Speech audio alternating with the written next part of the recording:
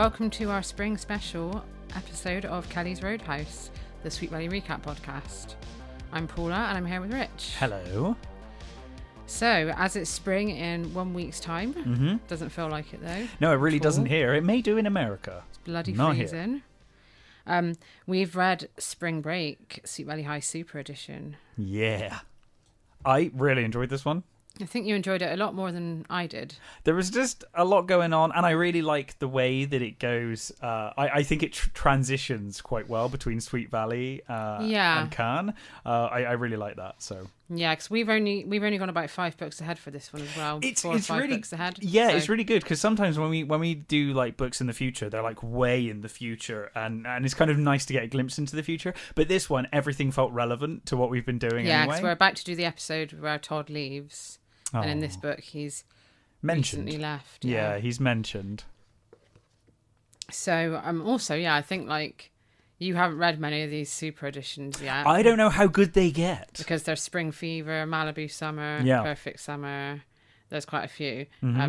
So, as I've read all of them, I don't think this is one of the best ones. Okay, yeah, this is my first experience with the only way is up from here. Well, there we go.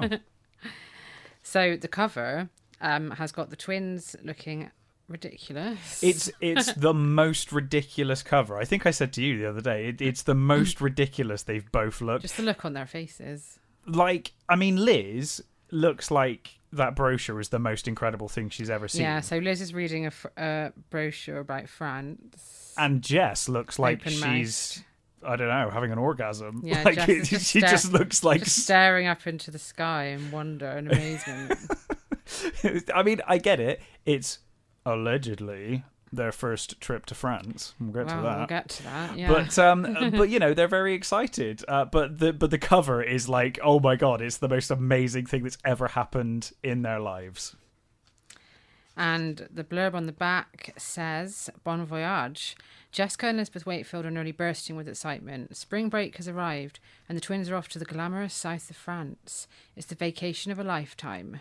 It's really weird because I guess if you live in America, it would be really exciting to us. France for us, it's like 30 minutes France flight. is like one of the shitter holidays that you would take, to be honest, isn't it? Yes. You can get there for a tenner. Yeah, I mean, not to diss on France. I actually do really like France, but it is very close for us. Whereas America, it would be quite a trip and quite a thing. And it says Elizabeth can't wait to practice her French, but Jessica's dying to meet those romantic French boys. The Riviera turns out to be even more beautiful and wondrous than the twins had imagined, with its beach clubs, magnificent mansions, and the glittering Mediterranean Sea. But while the French woman with whom Jessica and Elizabeth are staying is a welcome hostess, her handsome son René is arrogant and rude. Isn't he just? Can the twins figure out why René seems to despise them, or will he spoil their dream vacation? Share the magic of France with Jessica and Elizabeth. Take off for spring break. Oh boy, I cannot wait. So, so as we open, Miss Dalton has organised a cultural exchange program, I guess. Yeah, so we actually open on an aeroplane. We do. Yeah, this is a first. And Elizabeth is acting like they're leaving forever. She's like trying desperately to apparently wave at Alice, Ned, and Stephen, who are apparently like little dots in the distance that can barely, they can't even see her. Let's be honest. And Jessica points this out. Jessica's like, "What are you doing? They can't even see you." Yeah, what are you doing? And she says, "I just want to say one last goodbye." It's like you're going for 10 days. Yeah. So they're off to Cannes on an exchange program. As you said, arranged by Miss Dalton. Yeah. The plane bit's really long. It goes on for about nearly 2 chapters. It goes on really long, and they kind of like tease things that don't happen in the end, or they don't make a big deal out of. Yeah, like they mention Lila's in France as well. They mention Lila, and they never come back to it. They mention that they need to stop over in New York, and you're like, oh, something's going to happen. They're going to be late, and they are. But it's just mentioned, like you don't see it, and it's really weird. It's bizarre. But yeah, the Lila thing especially, because they literally never do anything with Lila. I know. Yeah. They hear a couple near them speaking French, and Jessica says she can't understand a word, but she's heard they all speak English over there anyway. Yeah, so it's fine. And Liz gets so high and mighty, and she says the point of going is to practice our French. And Jessica's like, no, the point of going is to have a good time. Yeah, which is, I think, a very valid point that Jess will come back to. Yeah. Liz says it's exciting to speak a new language. Yeah, I guess. Especially a language you've learned. I'm Camp Jessica on this one. Mm-hmm. So they, and then they start giggling at a portly, balding man wearing a black satin sleep mask. Yeah, and like Jess jokes that he needs his beauty sleep. Jess points it out and starts laughing at him, and then Liz joins in. Yeah, and they say, when he wakes up from his beauty sleep, he'll look like Robert Redford. Yeah. Little Robert Redford mentioned there. I know. He'll look like Mr. Collins. I've got that as a note. I was like, he's gonna wake up looking like Mr. Collins. And then Jessica complains about the safety demos on the plane. She wishes they'd just not bother doing them. Yeah, because it makes her nervous, so she doesn't want anything to do with it. And meanwhile, Elizabeth is studying a photo of the Glyes family, the family they're going to be staying with. Yes, and she wonders if the girls in the photo are looking at their photos that they sent them on their way to Sweet Valley, because of course. Fernie is on her way to Sweet Valley whilst they're on their oh my god, we'll get to her while they're on their way to Cannes. So So the family they're going to be staying with, the mother is called Avery. She's slender, petite, with short, fashionably cropped hair, and her 17-year-old son Rene was tall and fair, wearing tight jeans that were unmistakably French. Yeah, Jess. And for some reason, they've supplied a photo where Fernie is just like got her head turned away from the camera so they can't see her. There is a reason for that, and we'll get to it later. So Liz wonders why there's no Monsieur Glyes. And she also tells Jessica she thinks that Renee is kind of good looking. Yeah, because Jess is like, oh my god, are you looking at that photo for like the millionth time already? And Liz is just like, well, actually, this Renee's kind of hot. And Jessica immediately starts trying to get them together. Yeah, she reminds her that, Todd moved to Vermont, in Jess's mind ages ago. And it's probably time to move on. But Liz is like, Todd, he's a hard act to follow. Yeah, Jessica says Liz is becoming a #1 candidate for a convent. I'm assuming at this point, given that this book only happens like in the near future, it's probably been a couple of weeks. And Jess is like, oh, for God's sake, get over it, Liz, move on. Jessica has at least 2 dates a week. Yeah, exactly. With different people. And we get the brief mention of how Lila is also in France. She's staying with a really rich family who have an apartment in Paris and a house in Normandy. And Jessica thinks that Mr. Fowler slipped the school some money to sort this out. Yeah, but of course virtuous Liz points out that, it was all picked at random. There was no decisions here. And Come on, Liz, you're a reporter. This is a big story. Yeah. Bribery. And it's interesting because we get to later. We will come across a manor house, and I thought we were going to find Lila there. I know. I want a little Lila B plot. That's what I assumed was going to happen, but obviously we'll get to it, and that's not what happens. But it's weird, like we said, because they plant these seeds, and then we never get to see Lila. And as we know, Lila is our favourite. So yeah. And Liz says that they're lucky they don't have to stay in Sweet Valley for the spring break like Enid and Cara. And Jessica said Cara's just happy to spend spring break with Stephen. Yeah, so it looks like Cara and Stephen have just got together in this timeline. Yeah, they've just got together. Jess says, or Jess thinks that, Cara's changed now. She's changed now that she's with Stephen. And it's like, in the last book we read, you didn't want to invite her to a party because she was miserable and upset. And now that she's got some happiness, now you're like, oh, she's changed. I don't like it. Well, we know Jessica doesn't like other people having boyfriends. She doesn't like other people being happy. She doesn't like Liz having boyfriends. She doesn't like her friends having boyfriends. You're absolutely right. But Liz thinks that Cara's good for Stephen and they're getting on really well. Yeah. And Jessica starts going on about Renee again, and then they do that weird tickling thing again that they do on a plane, public plane, and basically like piss everyone around them off. I had a note here saying that they would probably be the worst people. Yeah. Because she isn't Liz. Liz is, yeah, and like Liz is like screeching at the top. Oh my god, on vacation. It's going to be a really long flight as well. Yeah, oh god. What's it going to be, about 12 hours or something from America to France? That poor old guy's just sat there trying to sleep with trying his to sleep face with mask. His satin sleep mask. Yeah. Let him sleep. So then they have a stopover at Kennedy Airport, and they nearly miss the plane because, of course, Jessica's shopping in duty free. Of course. And then back on the plane, Liz tries to write in her diary, but she's too excited to focus. So she puts her headphones in and she listens to the Droids. I was really pleased about this. So the Droids have recorded an album at some point. Mm. It's really nice that she's taken a bit of Sweet Valley with her. It is nice. And also, I like the Droids to be featured in every book, so it pleases me. But I'm surprised that Elizabeth isn't listening to a French language tape. I'm very surprised. That is much more the kind of thing you'd expect her to do, for sure. That's definitely what she'd be doing. Yep. She doesn't even have a guidebook in this either, which I'm surprised No, at. unlike on the cover where she does. Yeah. Yeah. And also, as we saw in the Christmas one. The Christmas one, yeah. She was insufferable on that coach. Yeah, with that guidebook. So, anyway, they get dinner on the plane, which is apparently horrible. Yeah, they don't even know what it is. Jess thinks she's amazing, though, because she knows that le fromage is French for cheese. She gets really excited about this. She's so good. Yeah, she loves shoving it in Jess's face this entire trip that she knows French better than Jess does. Yeah, so Jessica says, well, I know le fromage means cheese. Yeah. And then they go to sleep, and then when they wake up, they are in France. And apparently, Liz is so excited she can feel her heart pounding. I was like, you're going to have a heart attack. She's just like, oh my God, I'm in France.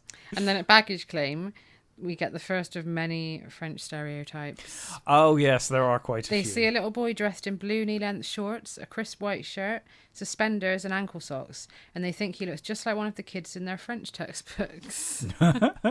Also, everybody in France only drinks wine. Yeah, even the kids. Yeah, like everyone. And then they meet Avery, who's lovely. Yes, and immediately. She's with the handsome but moody Renee. Yes, apparently he scowls at them. He is like immediately pouting. Yeah. The moment he turns up. Avery kisses the twins on both cheeks, of course, because that's what you do in France. The European way. Yes. And Liz tries to shake Renee's hand, but he just pulls away. Yeah, apparently he pulls back as if his hand had been stung. And she thinks, oh, maybe he's just shy. Or maybe he's just an asshole. So. And they compliment Avery on her English, and she tells them that she lived in America for a few years. Yeah. And then they get into the Glyze's sleek silver Peugeot. Oh. And Liz feels like she's in a movie. Yeah, so they, on their way, they pass the hotel where they have the Cannes Film Festival and all of that. They get to see some of the sights on the way. Elizabeth tries to include Renee in the conversation, but he makes fun of her French. Yeah. And then Jess says, oh, I'm glad you speak English. He says, Americans have only one language that they expect everyone else to speak. Yeah. They don't even bother to learn how to say please or thank you in French. And Elizabeth decides that she doesn't fancy him anymore. Yeah, she thinks that he's as attractive as algebra. And then Avery tells Renee off in French, and Elizabeth tries to translate it, and she manages to work out. They're saying something about how his English was a gift from his father. Yeah. Apparently, Jess is so annoyed at Renee that she's clenching her fists and just shaking. And Avery tells Renee that they'll finish this conversation in private. Oh, boy. The next day, Jessica wakes up late from jet lag. Yeah, and she finds... sorry? No, go for it. She finds Elizabeth on the balcony enjoying the view of the harbour. Yeah. Jessica pictures herself in her gold bikini, sipping cocktails on a yacht. We've always got to have the Jessica daydream. It's the standard. And she asks Elizabeth what they're doing standing around on the balcony. Like, let's get going. A fair question. She's like, she's A, on holiday. Why didn't you wake me up? I wanted to do stuff. And B, why are we still standing on the balcony? And Liz says she just wants to stay there and stare at the sea. She literally says, I've never seen a sunset here before, so I'm just going to stand here. It's the same fucking sun. It's the same sun, Liz. So Avery's gone out and she's told the twins to make themselves at home. They have a little chat about how rude Renee is, and Jessica says she's changed her mind and she doesn't think Liz should have anything to do with him now. Yeah. But of course, Elizabeth wants to, make him a project. Well, yeah, she's like, oh, maybe he was just in a bad mood or something. And Jess is like, he said that all Americans are assholes. Yeah. Like, I mean, I don't know what, there's not much room for maneuver here. And Liz says she's determined to change his mind about them. Just fucking leave it. Liz, just stop. So then Jessica says she's going to nose around all the guys' stuff, basically. Yeah, and so Liz, she can learn about them. Liz says she's against snooping.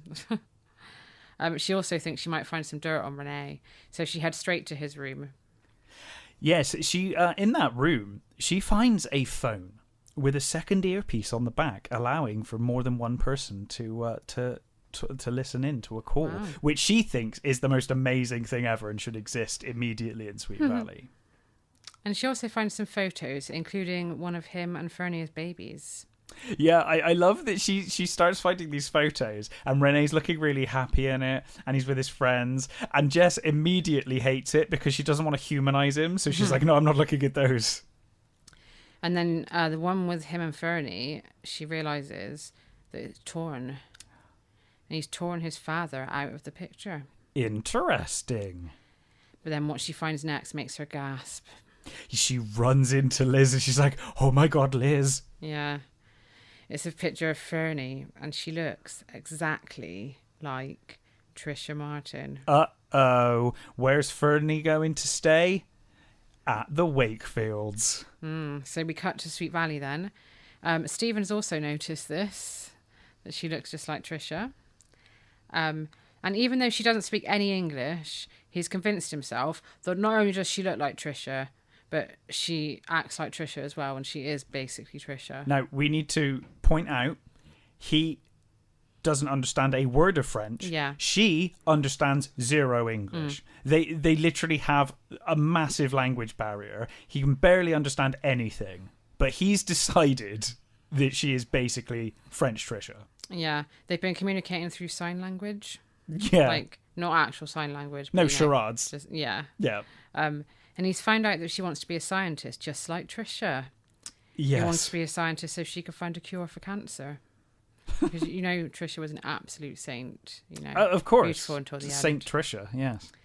And he's just sat opposite Fernie on the sofa, just staring and grinning like a fucking maniac. I have that as a note that apparently, the language barrier is a problem, but apparently he's happy just to sit there and weirdly stare at her for hours. Yeah. That's fine. And then this bit, I couldn't believe this. Oh, this made me so angry. He thinks to himself, he actually thinks there's no harm in pretending that she's Trisha for a while. And that he deserves to after what he's been through. And he thinks Cara will understand.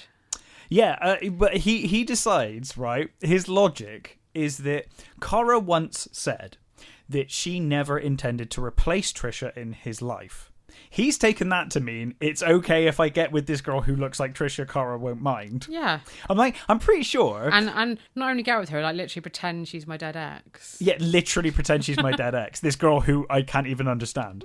But also, I'm pretty sure that Cara wouldn't have said, I never intend to replace Trisha in your life if Trisha was still alive. She's only said that because Trisha's dead. It's like, no, you're not. That's not an excuse for you to go and find another Trisha. Yeah. So then he offers to take Fernie to the beach through a series of charades. So these charades, he acts out driving. Yep. Lying in the sun. How do you act out lying in the sun? Lie on the floor or something. Smoothing on sun cream. That must have looked weird. Yeah. Start rubbing himself. Probably thought he meant something else. Oh, God. And swimming. Yeah, somehow he even through charades managed to show Fernie that she should put a bathing suit on under her clothes. I don't know how you do that with charades, but I've just got this image of him like lying on the floor rubbing himself. I've got a note here just saying, does Fernie have a fucking clue what's going on, or is she just agreeing and going along with whatever? And as they're leaving, Alice tells him that Cara's on the phone, but he says, I'll call her back later. Yeah. Apparently, Alice is clearly worried as well. Yeah. She's got a look of concern on her face as she's because she's noticed. Yeah. Yeah. Back in France, Elizabeth is annoying Jessica because she just wants to sit around on the grass like a lawn ornament. And of course, they have pain au chocolat for breakfast. They have to, because we're in Obviously. France. That's our Christmas Day breakfast. It actually... We have that every Christmas morning. Every Christmas morning, I don't know why. we do have pain au It just chocolat. feels a bit special because it's something we don't usually have. Yeah, we don't normally do that, so yeah. Bucks Fizz and pain au chocolat. Yeah.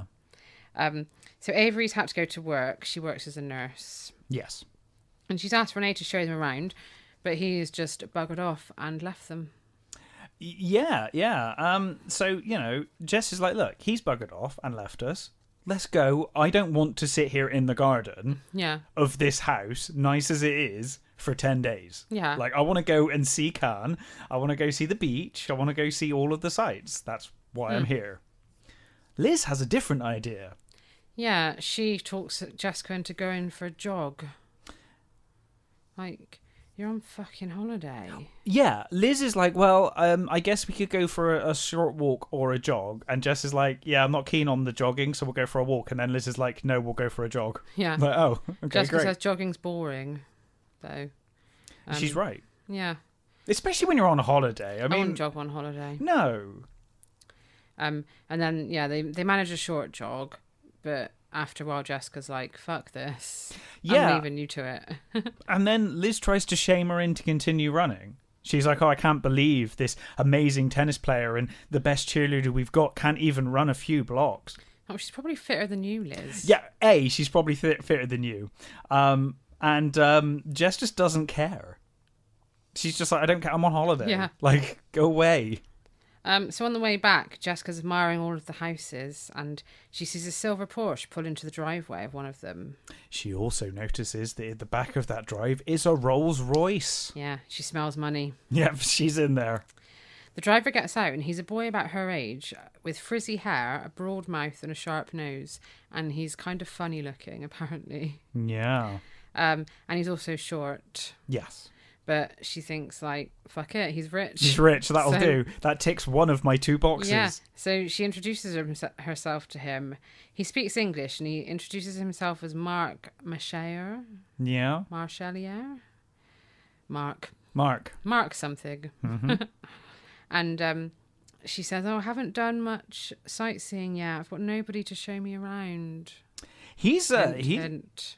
he immediately is like speaking in English. He's like, how did you know I was American? He's like, you've got the American look. You're tall, blonde, and and he gets all a bit nervous. Well, we know they're all American. Yeah. They're dazzling all American. Good luck. We do. He's quite shy, but he says, well, I'll show you around. And he offers to take her to his family's very exclusive beach club. Yeah. And of course, she thinks how jealous Lila will be. That is literally her first thought. Yeah. Is like, how jealous will Lila Always be? is. Yeah. So she says she'll go home to change and she'll be back in 1 hour. And then at home, Elizabeth says, you've wasted no time. Yeah, again, so now Liz is giving her shit for making a friend. Yeah, it's like, well, or you finding wouldn't go happiness. anywhere with her. No, exactly. She's like, I can't believe you've already found Mr. Right. Jessica says he's not Mr. Right, but he seems like he could introduce me to someone who is.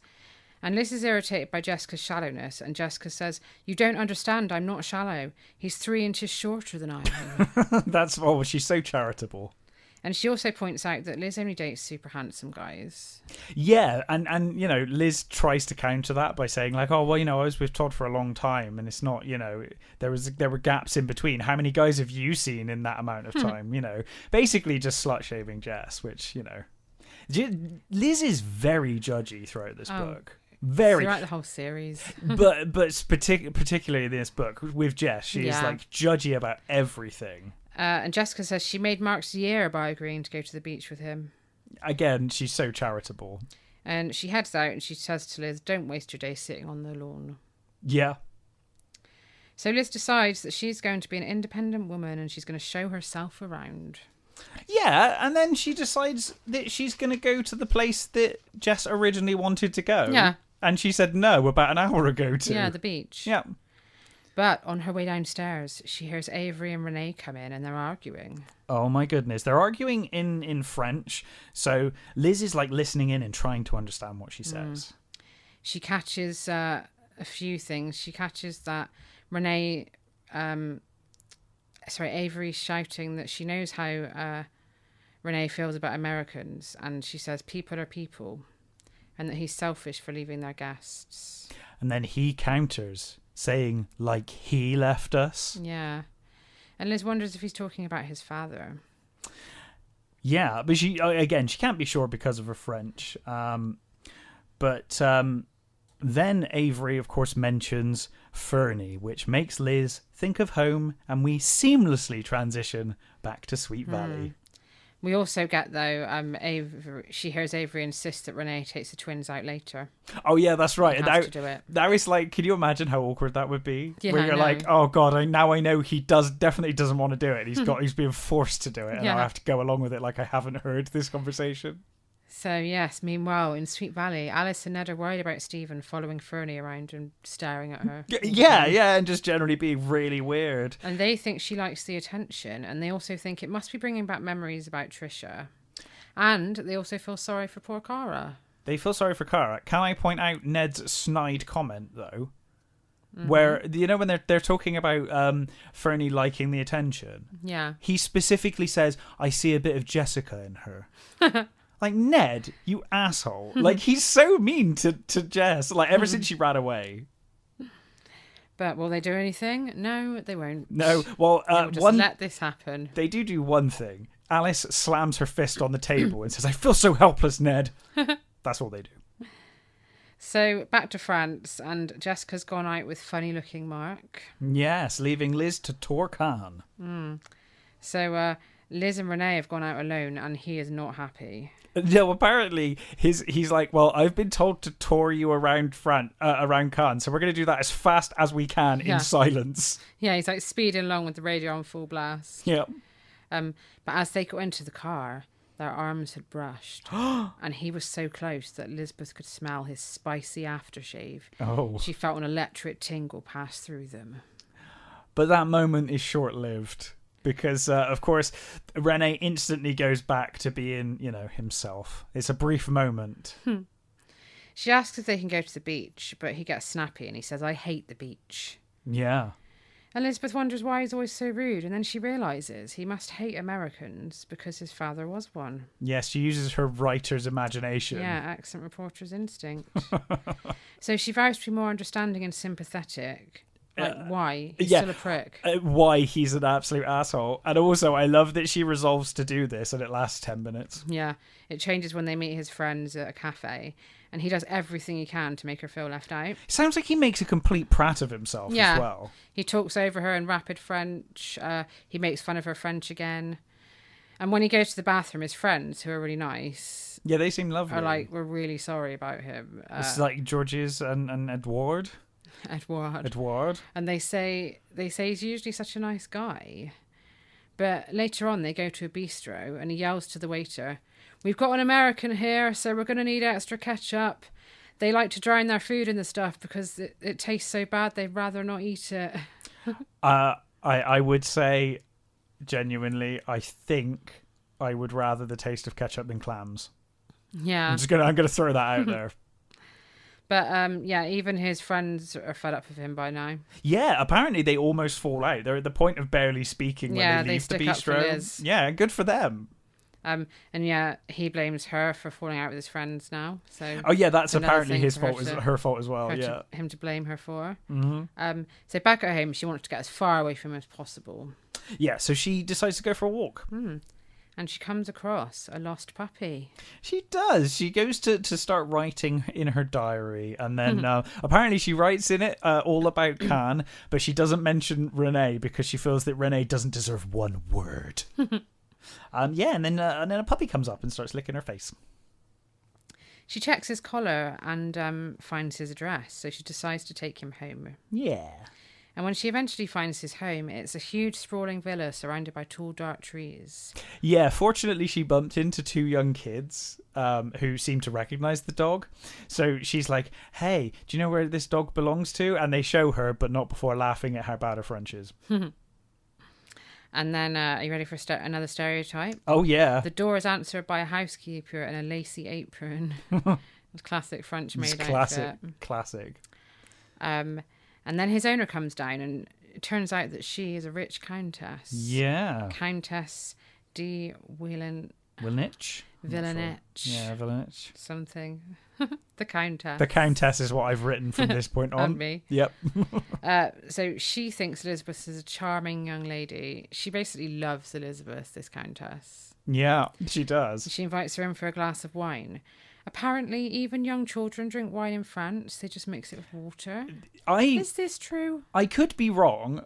And I might have missed something. But I'm pretty sure that wine is the only thing anyone drinks this entire book in France. Mm-hmm. Like, anytime they're drinking, it's wine. Now, I've never heard of children in France drinking wine, though. No, I wouldn't have thought so. It says young children. I mean, alcohol laws still exist. Maybe teenagers, but it says young children. It does say young children. Like, what do they mean by young children? Like 7, 8? 4? Yeah. They're like in their bottle. At birth. So, controversy at this point, though, and I sent it to you today. Yeah. The Countess asks Liz, "Is this your first time to France?" And Liz nods. Now, given the next book we're about to cover on Casey's, I have doubts about that. Yeah, we're about to cover The Twins Take Paris, which is set when the twins are 12 years old. Maybe the bike accident meant that Liz forgot all about the last trip. I don't know. Forgot they'd already been there. Yeah. She wouldn't forget that trip, trust me. I can't wait. But anyway. And the Countess invites Elizabeth back tomorrow as well. Yeah. And of course Liz is delighted. But when she tells Jessica this, Jessica says that it's weird to spend all of her time inside talking to an old lady. Yeah. And she says she prefers the beach club any day. But she doesn't admit to Liz that she's actually had a shit time at the beach club. She can't. She has to save face and she has to make out like she had a great time. Apparently it was as exciting as the dentist's chair. Yeah, it was full of old people that were friends of Mark's parents. Yeah. She tells Liz and Renee that she sunbathed topless. And she says everyone else was doing it. But she did lay face down on a beach blanket. Yeah. She's fucking 16, I should hope so. Renee counters saying that, well, you know, us French people are much more comfortable in our bodies than you Americans. And Jessica angrily says that she's never had any complaints about her shape. No. Liz also mentions that the Countess knows 6 languages if you count sign language. I was like, well, yeah, it's a valid language, Liz. And then they all start, Jess and Renee just carry on bickering. Oh, yeah, it becomes this big thing. But then Avery comes back in and Renee switches on a dime. He's back to being sweet Renee. And Jessica swears that she's going to make Renee know that she despises him.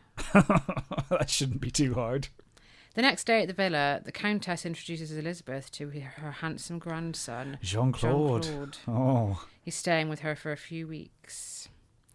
Now, he is fascinated by Americans. He basically does what Americans do to us when they're like, do you know the Queen? Yeah. He's like, do you meet celebrities in nightclubs all the time? Yeah.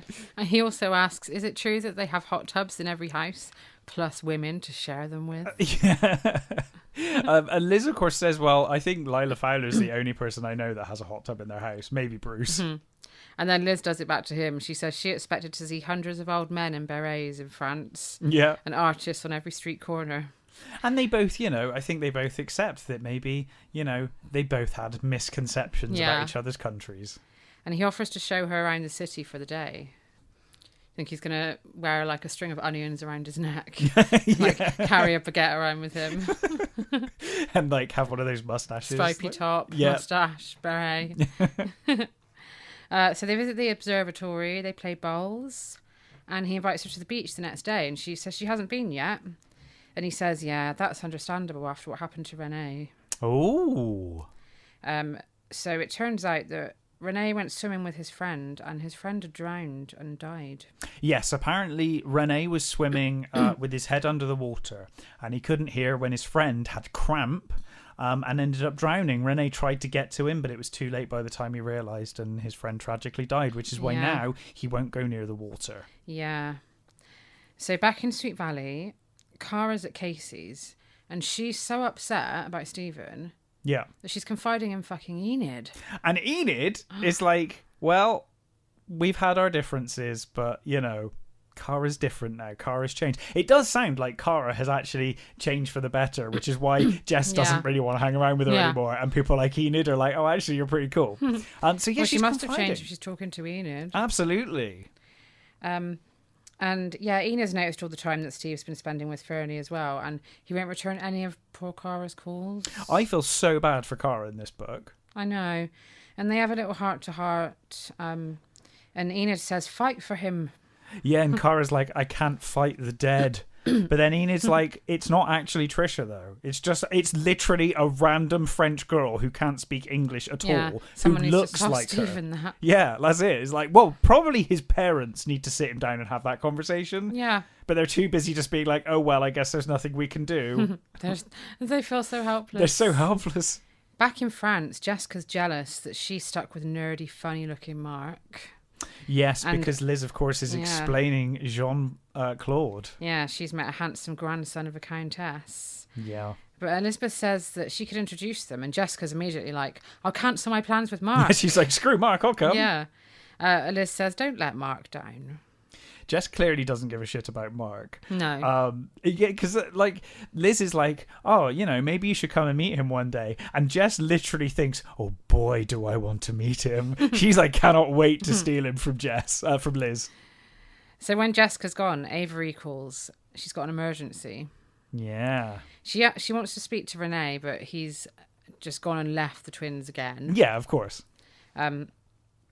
So she's with a patient and the druggist can't deliver the medication she needs. She wanted Renee to go and collect it and take it to her. Yeah. But he's not there, so Liz volunteers to do it. Yes. So apparently, you know, not only can kids drink at any age in France, but apparently kids can also just pick up prescriptions without any documentation whatsoever. Just rock up. It's fine. And Jean-Claude's meant to be picking her up at 12, but she thinks she'll leave him a note to tell him that she'll just be a few minutes late back and it won't take her long. Yeah, I think they worked out it'll be about 30 minutes and it'll be fine. Meanwhile, Jessica's got so fed up of Mark that she's decided to fake a headache so he'll take her home. Yeah, so he basically kindly drops her home. And then, of course, as she's opening the door, she finds the note. Yeah, she finds the house empty and Liz's note. And she's really pleased. She thinks, oh, I'm going to get to be alone with Jean-Claude for a bit. And she puts her bikini on under her outfit. She's like properly geared up to do this. Yeah. Immediately. When Jean-Claude arrives, she falls in love at first sight. Doesn't she gasp as she opens the door? And he thinks she's Elizabeth. Yes. She does. She like half-assed tries to explain very briefly and then is like, oh, well, I can't explain it. Never mind. He says she looks even more beautiful than yesterday. And he says, are you ready to go water skiing? Oh, we should point out as well that earlier, when Jess and Liz were talking, it was made clear. Liz said, oh yeah, I have a sister, but she couldn't think of the word for twin. Oh, yeah, Which is how this is all happening. Yeah. So, she thinks, oh, Elizabeth will understand. You're just as bad as Stephen. What is it with this goddamn family? And she just goes off with him. Yep. And pretends it's she's fine. Liz. Yeah. Meanwhile, Liz is stuck in the pharmacy.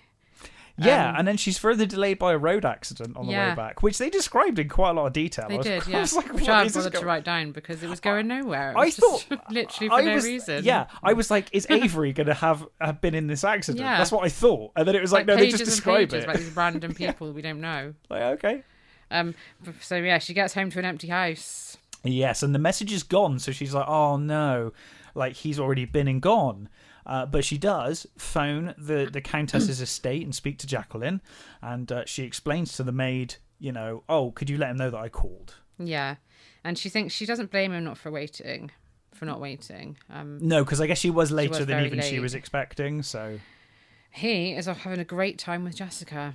And Elizabeth, I think you mean. Yeah, they're actually falling in love. They are actually falling in love. Like although genuinely. He does... Yeah, legitimately. Although he does question, he's like, you know, if I didn't know any better, I'd almost say you're a different person than you were yesterday. But Jess is like, look at me, do I look different? And he's like, oh no, I guess not. And then when Renee gets home, he finds Elizabeth miserable, and she tells him what's happened, and he says, you shouldn't have stood Jean-Claude up. American girls are all the same. Yeah, he comes in and finds her, like, upset. And he's immediately like, did you break an American fingernail? And I hate Renee, by the way. I absolutely hate him. She says, like, what have I done to you to deserve this? What have I done? And he says, it's not what you've done, it's what you stand for.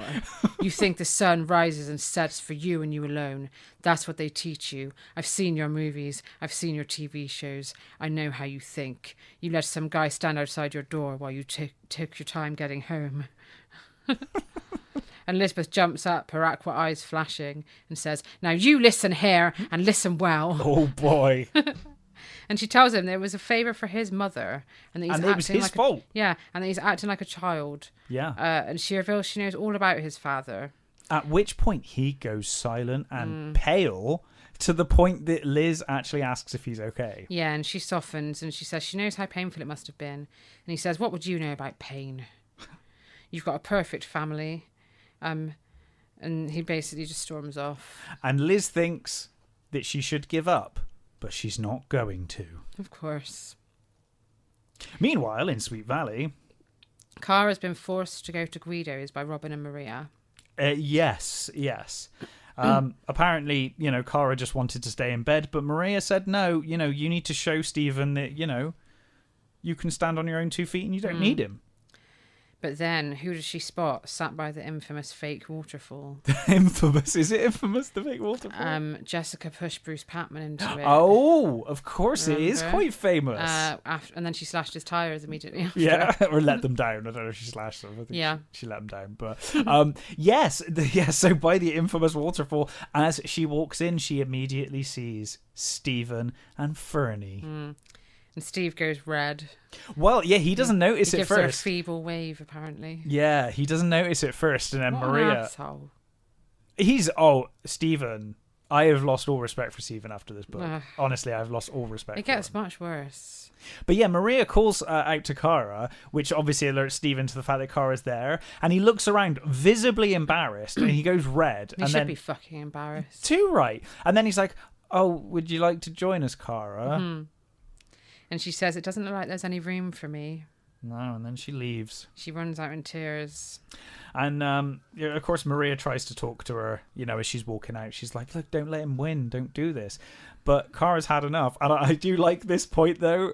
Cara thinks specifically that basically Miss Dalton has ruined her life with this cultural exchange program. She's like, this student exchange program that Miss Dalton's done has ruined my life. Meanwhile, back in France, Jessica's sipping champagne with Jean-Claude. She's just having the best day. She feels a little bit guilty, but not guilty enough to tell him the truth. Yeah, like she briefly feels guilty, but also not guilty enough to stop her from planning a tennis date with him the next day as well. Yes, because when Liz was playing bowls with Jean-Claude, she was rubbish at it, and she said, I should stick to tennis. And Jean-Claude was like, hey, we could do tennis sometime. So, of course, he brings it up, and Jess is like, well, I am ace tennis player. Let's do it. It's a date. So she's arranged another date the next day. But, of course, she's sneaky about it. She says, hey, don't come pick me up. Yeah. I'll come to the mansion. Back at home later on, Jean-Claude phones. And Jessica makes sure that she answers. Yeah. Well, yeah, because basically Jess is in the living room with Liz, and she's basically like asking, like she feels bad, right? So to make herself feel better, she's sat in the living room, like basically quizzing Liz about Jean-Claude, and every time she's putting words in Liz's mouth to kind of make it seem like, oh, Liz isn't actually into Jean-Claude anyway. She's like, oh, but were you in love with him? And Liz is like, well, no, I only just met him, but he seemed nice. And she was like, oh, so it wasn't love at first sight then. So you're not really in love with him. It's not like you really care about him. Yeah. And then the phone rings and Liz goes to answer it, but she's like, no, don't worry, I'll go. Yeah, and it's Jean-Claude. He's very confused. He received a message to call her when he got home, but they were together all day. Well, yeah, so Jess basically denies it and is like, well, I was with you all day, and just makes Jacqueline look mental. Yeah, she blames the housekeeper. Yeah. It's like she could get fired for that or something, Yeah.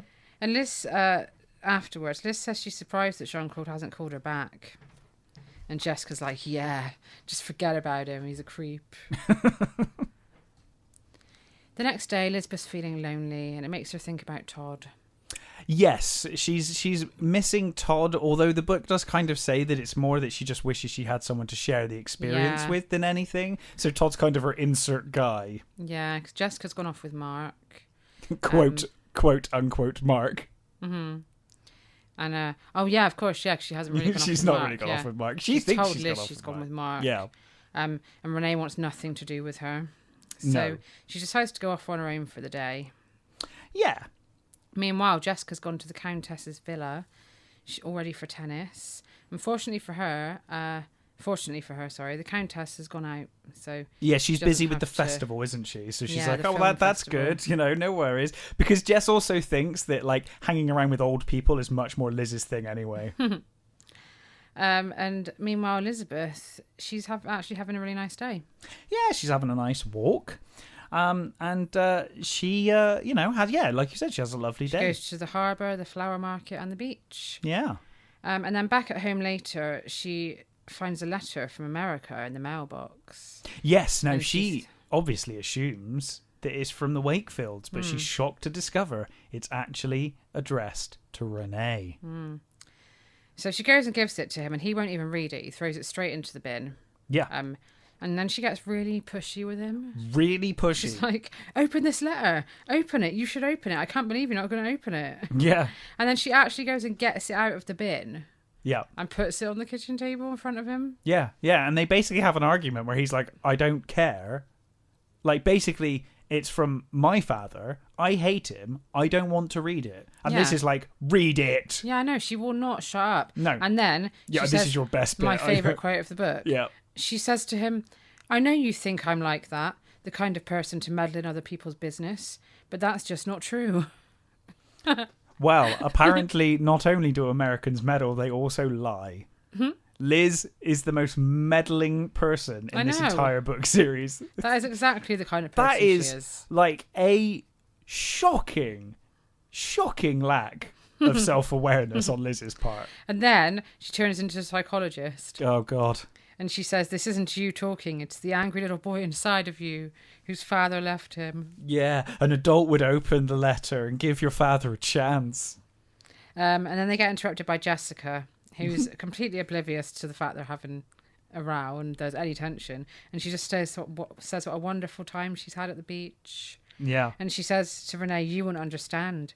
The big brave guy is afraid of a little water. Yeah, and of course Liz is horrified by That this. is a bit out of line. I know, it is pretty out of line. And then, Liz does actually look at her and she's like, Jess, like, what the fuck? And Renee demands to know how Jessica knows about that.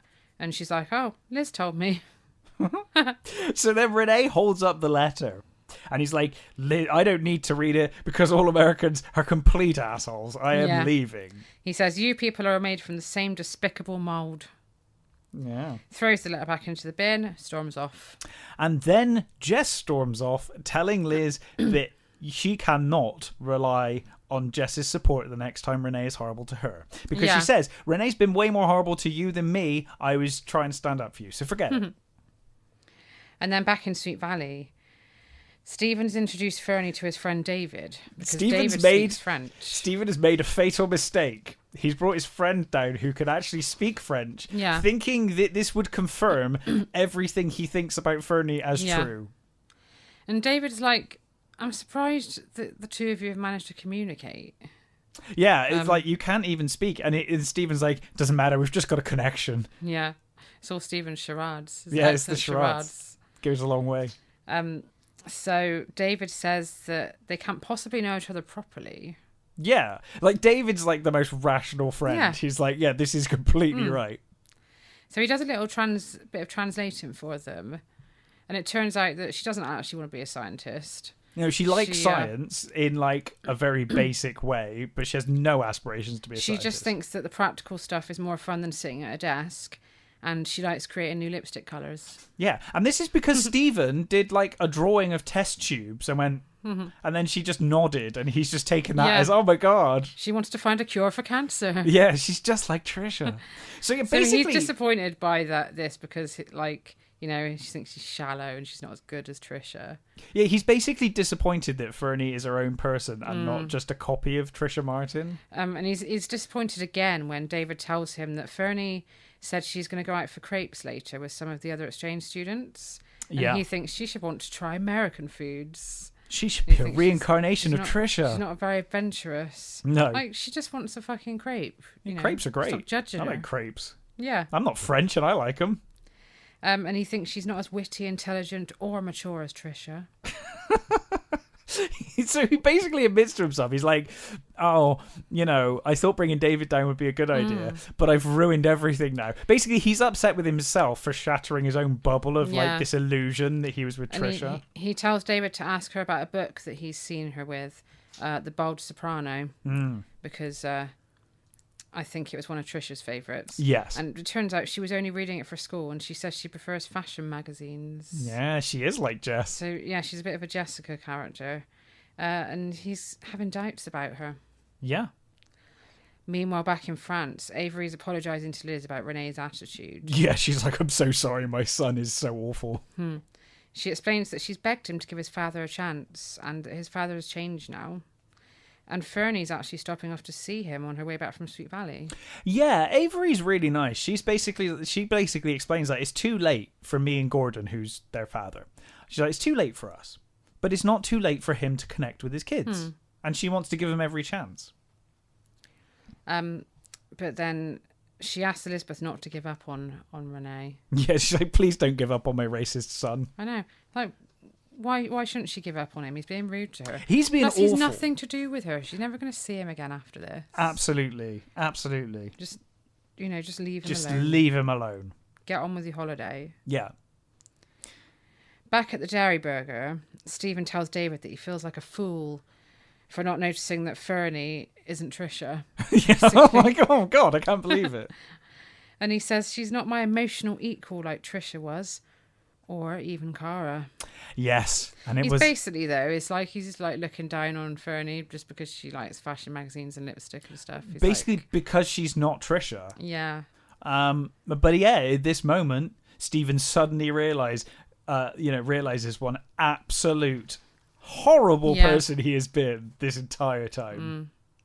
David says you've got to go and talk to Cara. That would be an understatement. Back in France, Mark calls around for Jessica, but she's not there.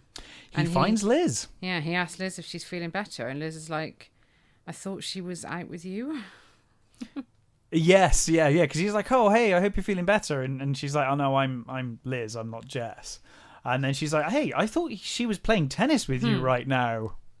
And then, of course, Liz starts getting that sinking feeling. She realises what's going on. Yeah. Mark's really gutted, and he says he wanted to ask Jessica to an art exhibition. And at this point, I realised where this plot was going, and it really angered me. But fine. So Liz feels sorry for him, and she says, I'll go to the art exhibition with you. Can't say exhibition for some reason. Exhibition. Yes, she does say, I'm not Jess, but I do love art. So... So on the way out, they bump into Renee. Yeah. And he makes a dig about Liz stealing Jessica's boyfriend. Yeah. Which, goes over Liz's head. I love this bit because Liz starts trying to justify herself to Renee. And then she's like, oh, fuck it. She just closes the door on him. Yeah. Just walks off. She's like, I can't even be bothered, mate.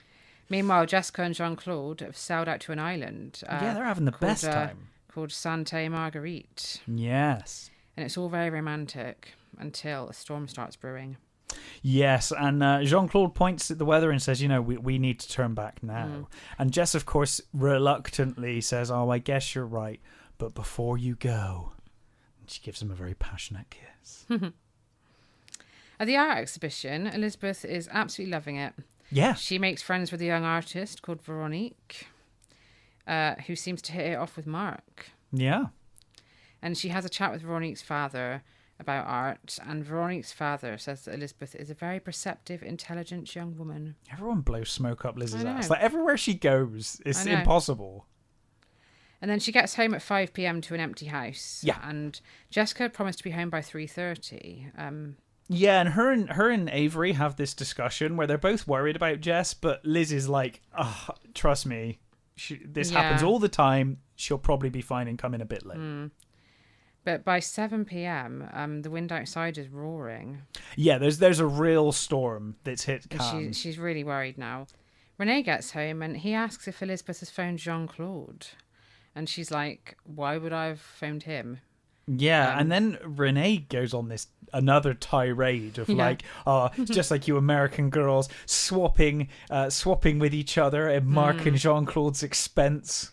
Yeah, his friends have seen Jean-Claude and Jessica together. Yeah, spotted. She's too worried to be angry though, so she calls the Countess, who says that Jean-Claude's gone sailing, but she's like, I thought he was gone sailing with you. Yeah, and of course Liz tells the truth. She's like, no, this is my sister that's done this. And the Countess says to Elizabeth that she was just about to go and look for them, and Liz is like, well, I'll go. Yeah. So the Countess tells Liz where they are, and she asks Renee for a lift. Yes, and she says, Renee's like, aren't you angry? And she's like, no, I haven't got time to be angry. This is really serious. And she points to the storm and she's like, look, I really need your help. Can you help? And he does. He says, get your raincoat. But then they get outside and the car's gone. Oh, God. I liked this. This was a good reference back. Yeah, Avery's got the car. So they're going to have to go on the moped. Now, of course, Liz had a horrendous accident on a bike the last time she was on the back of a bike. But, of course, her sister's in danger. So she's going to overcome that fear. Yeah. It's kind of a little, it's about to happen, but, a theme of people overcoming their fears. Overcoming their issues. That's good. This is a little, hint as to what's to come. Cool. So, meanwhile, in Sweet Valley, we get Stephen begging Cara for forgiveness. The only thing that annoyed me about this part is that she forgives him. I know. So basically, she says no.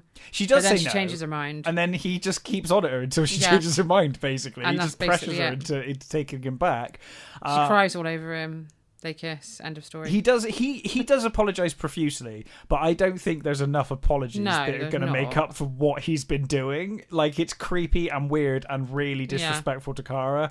I was disappointed that she took him back. So was I. I wanted her to find someone better. But yeah, back to the action. Oh yeah. Liz and Renee can see Jess and Jean-Claude's tiny boat fighting its way through the waves. And it's struggling. Yes, Liz is shrieking, but Renee is saying they can't hear you. You're too far away. And then she sees Jessica fall in the water. Yeah, the boat gets overturned by a huge wave, and Jessica gets smacked over the head by the sail, and it knocks her out. My God. Jean-Claude's struggling as well, so Liz tears off her shoes and coat, and she just dives straight in. Do you think that if Jess got concussion or injured from that sail hitting her, do you think she'd become like Liz? Because Liz became like Jess. Don't want two of them. We don't want two of them, no.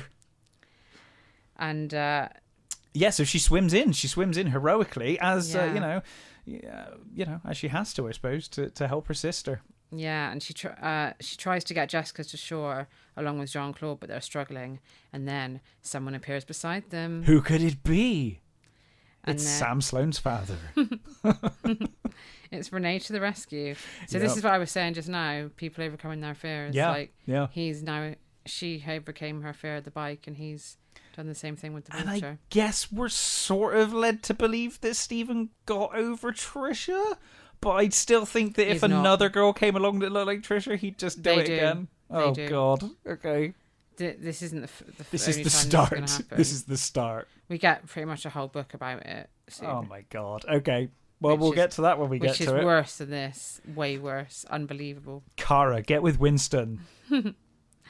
So Renee comes and saves the day. They work together and they pull Jessica back to shore. Yes. And she regains consciousness. And she sees Liz and she's like, what? Yeah. But Liz sees how her and Jean-Claude are looking at each other and she realises that they're in love.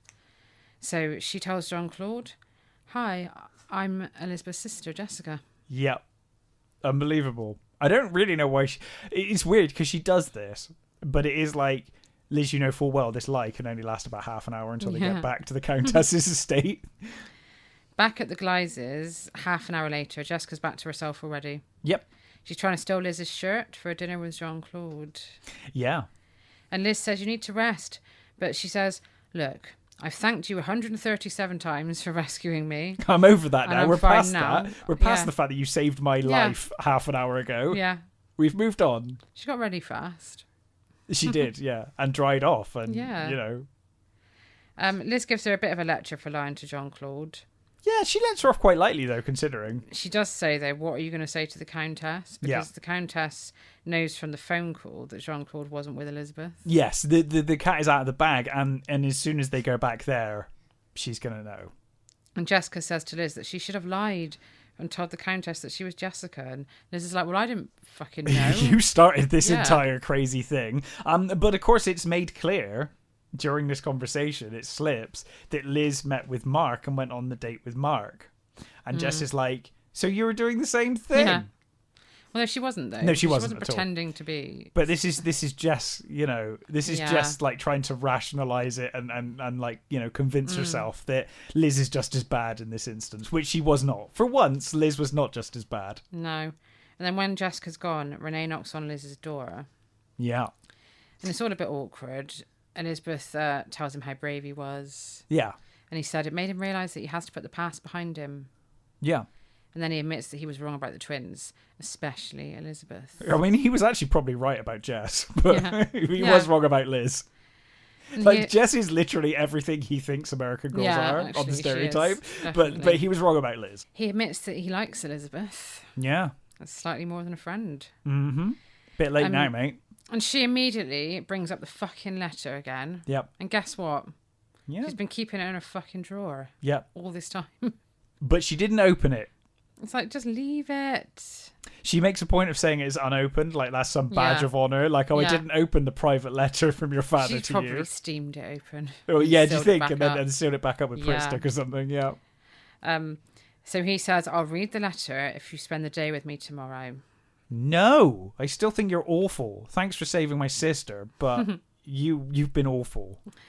Well, she actually says she's meeting Veronique for breakfast, but she'll meet him after and spend the afternoon with him. Yeah. See, this Veronique thing, like, that seemed like it was going to go somewhere. It doesn't. Just completely pointless. Yep. End of the book. Completely pointless. Yep. And then she confesses that she likes him a little bit as well. Yeah, I don't know why though. No, I know. Like, I don't the know why only either. like, he's handsome, and I guess you might have started liking him after he saved you in the ocean. But other than that, there's like, he's thoroughly unlikable this I know. entire book. And then she's like suddenly like, oh no, actually, She liked him at the start when they got in the car and she smelled his spicy aftershave. it was a spicy aftershave. Yeah. Maybe he's put some on to come in the room, and she's like, oh yeah, I remember why I liked you. It's that Old Spice. So then the last chapter basically wraps everything up. Yeah.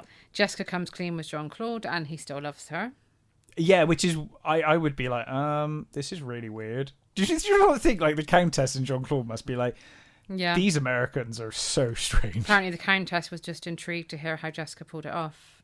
I think she quite enjoyed it. Like, quite enjoyed the She was like, story. I think the Countess was real trouble when she was young, you know? Yeah, I do as well. Elizabeth tells Jessica about Renee and Jessica says, I knew you were going to get together. Yeah. No, you didn't. Liz insists that they're just friends and Jessica says, well, there's still a few days to change that. And then we never ever hear about Renee or Jean-Claude again. And Even though Jessica's so in love. yes. It's obvious that the last few days Elizabeth's going to get it on with Renee. But yeah, never hear about them again. It never happens ever again, even though they're genuinely in love with each other. We never hear it again. And more tragically than anything, we never hear how Lila enjoyed Cannes or wherever she went in France. I'm assuming they all went. Did they all go to Cannes? I guess not. I think she went to Paris. She went to Paris. Okay. I wanted to hear about Lila's French story. Well, we are going to get another French story next week. We are going to get another French story next week because we're back with Casey's Ice Cream Parlour and we're doing a special over there. Yes, the twins take Paris. The prequel Cannot wait. that apparently never happened, Yeah. according to this book. But we'll be back with the next Kelly's episode, which is back to our normal storyline, normal timeline. Yeah. Say goodbye. Oh boy. Last Todd we're is going to hear from Todd for a finally while. going. Yeah. I feel quite sad about Todd going. I do as well. I like Todd and Liz's kind of, as much as I slag them off, in the books. I'm not like a massive Todd fan, but it just feels wrong that he's not going to be there. I just don't want Nicholas Morrow to have the chance to move in there, Oh, I know. That's what I don't like. So, yes, we'll be back with Say Goodbye in 2 weeks and the Twin State Paris in 1 week. Yeah, absolutely.